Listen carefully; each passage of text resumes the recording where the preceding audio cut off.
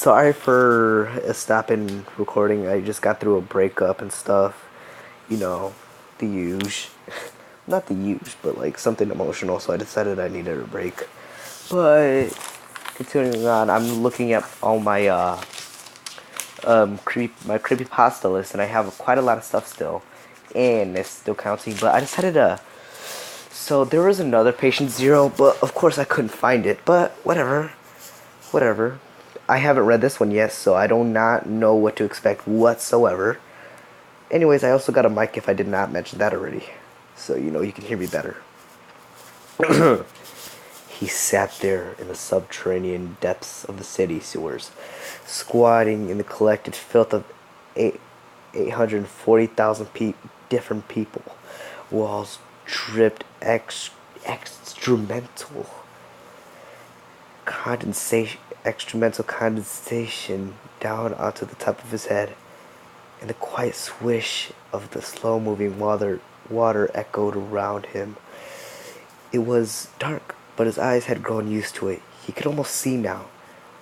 He rocked his skinny haunches, not feeling the cold or the damp. He would have been afraid before in his old life, but that was before the whispers had started. The whispers had told him not to be afraid, that they would guide him in the dark. And they had. They told him which turns to take in the black of the sewer tunnels, where to stop, and where to rest, and where to wait. Okay, good.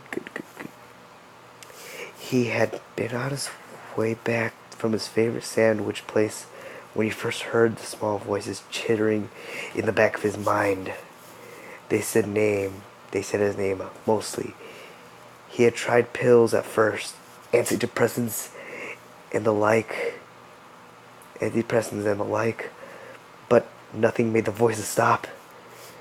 His attempts to remove them only exacerbated their presence.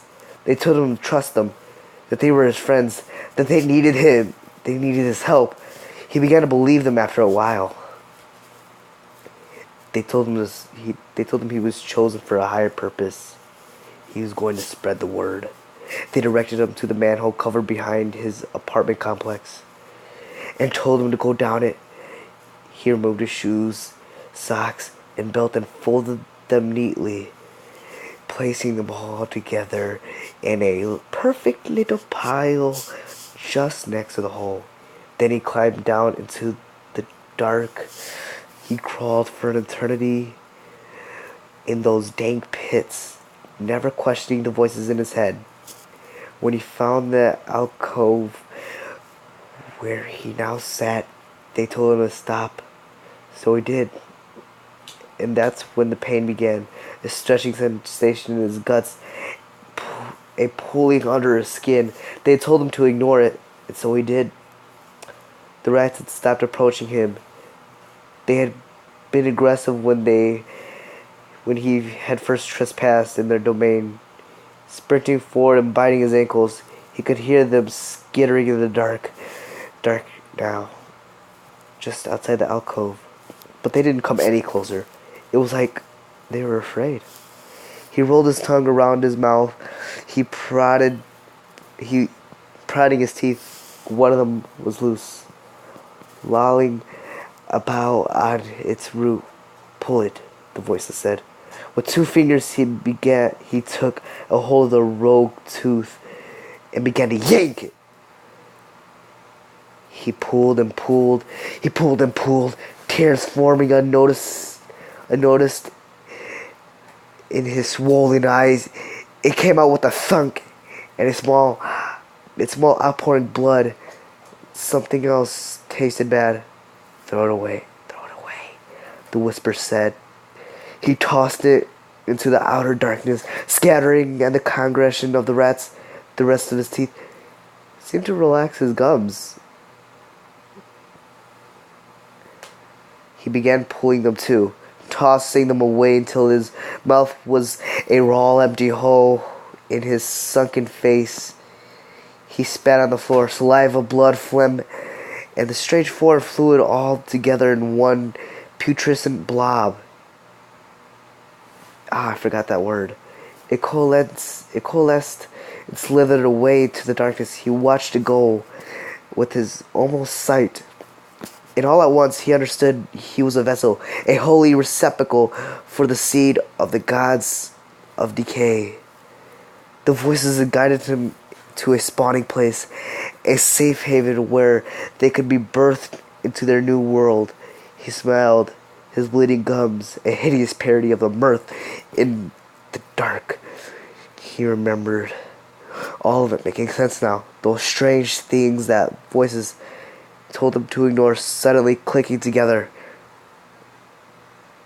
In some mono-colored Rubik's Cube, together in some mono-colored Rubik's Cube in his mind. How he hadn't recognized the foreign man who'd made his food. The way he superstitiously added something from his apron pocket. The meat and cheese, and how the man smiled, toothless, and insisted that it was on the house. Yes, the voices. You are the father. You will be the father of the new world. You will be our first prophet. His body began to surge. Then his skin swelling, bones, muscles, and sinew stretching, tearing, making way for some new, unnatural birth.